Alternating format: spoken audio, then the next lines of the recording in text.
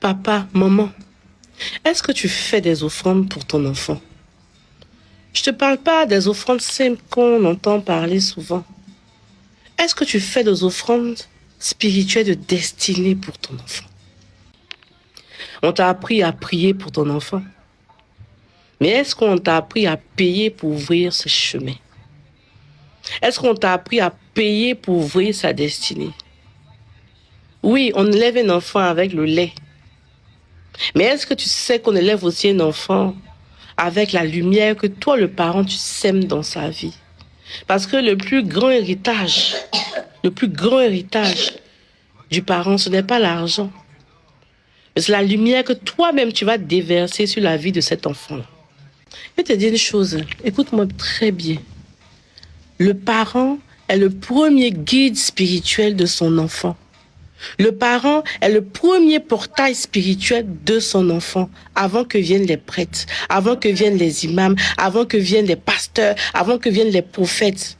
C'est toi le parent qui est le premier guide spirituel de l'enfant. C'est le parent qui transmet à l'enfant les bénédictions. Et si toi, parent, tu ne le fais pas, qui va le faire? Est-ce que tu sais ce que tu représentes dans la vie même d'un enfant? J'ai un portail. Est-ce que tu fais les offrandes pour ton enfant?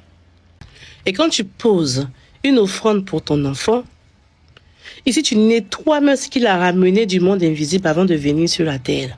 Tu nettoies ça. Il y a des dettes karmiques, il y a des pactes anciens, il y a beaucoup de choses qui se sont passées. Donc en faisant cela, tu rééquilibres certaines choses dans sa vie. Parce que tu fais moins chez toi ou fais plus chez quelqu'un. C'est ça l'offrande. Et aussi, tu ouvres son chemin, tu fais briller son étoile. Comme vous avez parlé d'étoiles là. Moi, j'aime pas trop parler d'étoiles. Mais tu fais briller son chemin et tu ouvres ses chemins. Voilà pourquoi c'est important que le parent fasse des offrandes dans la vie de son enfant. Fasse des offrandes au nom de son enfant. Jusqu'à ce que l'enfant ait 18 ans pour faire lui-même ces offrandes-là. Ça ne va pas, je appelle, allô maman. Ça ne va pas. Elle dit, calme-toi. Ça, c'est ce que je vais faire. La maman s'est levée le matin très tôt. Elle va commencer à proclamer des choses pour son enfant. Elle va prendre les codes de la nature, commencer à prier. Elle va aller faire l'offrande. Les choses se décantent. Tac, tac, tac. Parce que la maman, elle est assise. Toi, maman, qu'est-ce que tu fais pour ton enfant? C'est vrai, tu pries, tu jeûnes, mais active, fais des offrandes. Papa, active, fais des offrandes dans la vie de ton enfant.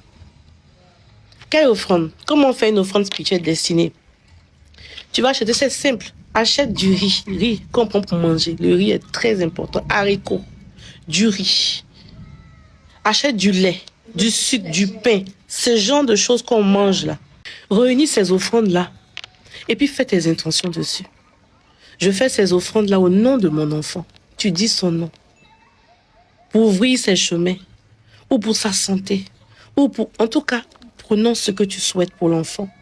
Et tu donnes ça à des personnes démunies. Tu donnes ça à une famille démunie. Une maman qui a des enfants, des orphelins. Tu le fais au nom de ton enfant. C'est des choses à faire tout le temps. Au moins une fois par mois. Pour équilibrer quelque chose dans la vie de tes enfants. Parce que tout ce que tu es en train de s'aimer physiquement est en train d'être sémé dans le monde spirituel pour effacer certaines choses et pour rétablir certaines choses et pour ouvrir les chemins, pour que ton fils ou ta fille rayonne. C'est ce que tu dois faire. Donc, c'est mon petit message aujourd'hui. Nous sommes à la fin de l'année. C'est important de faire une offrande pour fermer l'année 2025 et pour ouvrir la nouvelle année 2026. Donc, portez-vous bien, que Dieu vous bénisse. Surtout, les kits des enfants, c'est fini. Il n'y en a plus.